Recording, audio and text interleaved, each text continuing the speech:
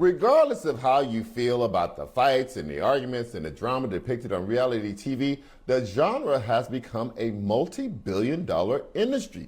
Networks and streaming services have fallen in love with the low production cost, high ad value, revenue generating genre, prompting platforms to push their reality franchises to the forefront of their programming. And it's largely due to black women. Not only do reality shows with primarily black female casts like Real Housewives of Atlanta, Love and Hip Hop, and others consistently rate well, but they also drive culture and social media engagement, all of which generates revenue for production companies, networks, and streaming services. The presence of black women in reality TV is so impactful that networks have turned many of their quick quips into profitable catchphrases. Tara Banks says, "We were all rooting for you," outbursts on America's Next Top Model. Nene Leakes, "I said what I said," and Cherie Whitfield's "Who Gon' Check Me Boo" from Real Housewives of Atlanta, all have been turned into merchandise that has made millions. Despite the genre's success, critics have voiced their displeasure with the seemingly exploitive nature and negative stereotypes associated with the representation of black women.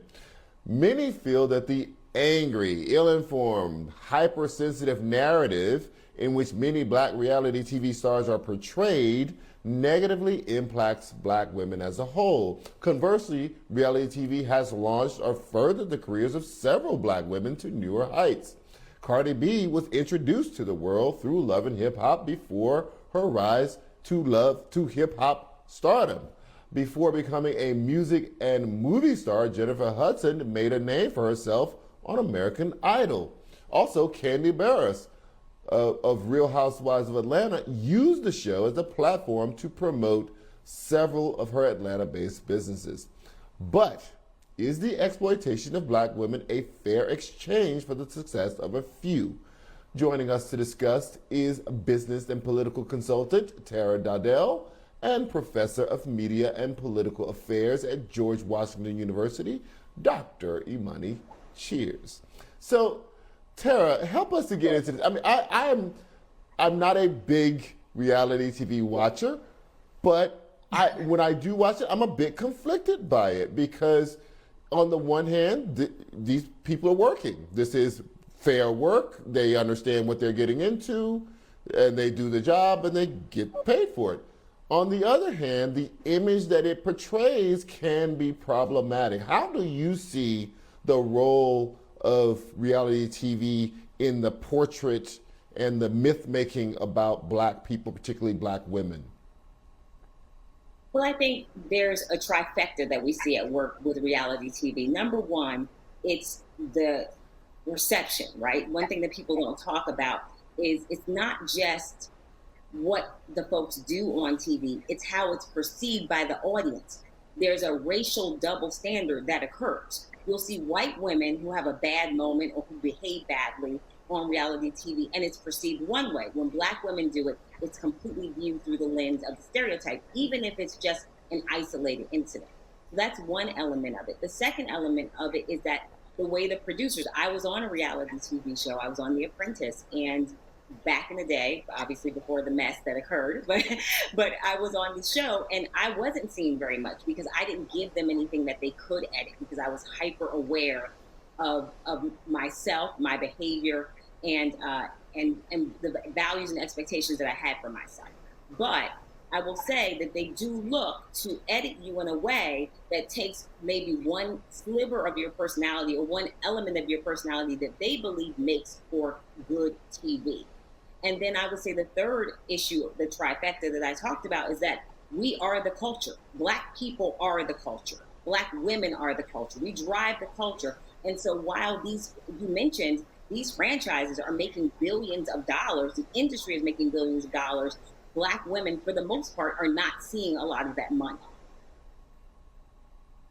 Dr. Cheers, let's talk about that business end of it a little bit. How big a part of the kind of TV calculus with the streaming services and the networks is reality TV now? Is it taking over? Is it now the forefront of their programming?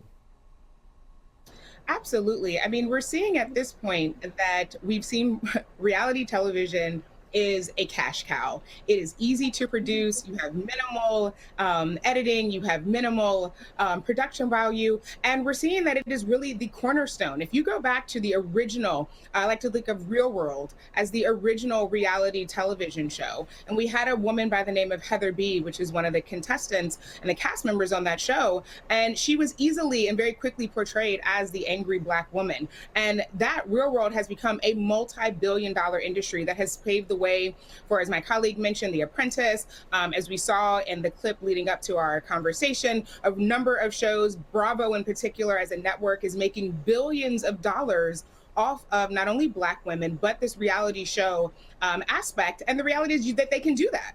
They can do that. It's why Nene Leakes decided to walk away from this current season of Real Housewives of Atlanta, because they were not willing to pay her exactly what she's worth and what she's brought to Bravo. Yeah, Tara, let's talk about, pay as part of this equation. The networks they're making money. They're making tons and tons and tons of money. But the stars, even when they get a nice salary, a nice check, a nice contract, they're barely cutting into the money that these networks and these places are making. How do we even that out? It feels very much to me like professional sports and men. We look at them and say, oh, this person got, this many $1 million contract. Doesn't even touch what those teams are making. Doesn't even touch what the NFL is making. But it looks good. But when they want more, they want a fair share of the pie. As Professor Dr. Cheers was just talking about Nene Leakes, it's a no-go.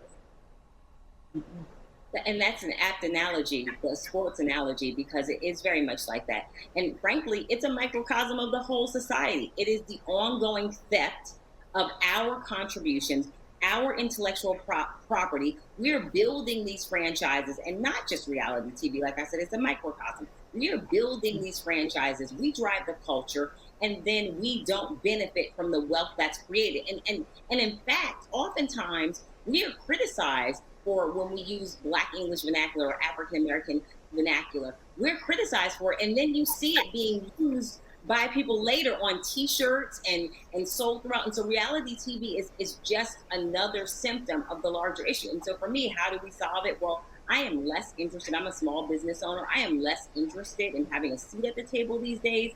As Ava DuVernay has said, I'm more interested in building my own table. We have to start to better pool our resources, understanding that there are all kinds of institutional barriers to doing that. I want to stipulate that I'm aware of that and I endure that.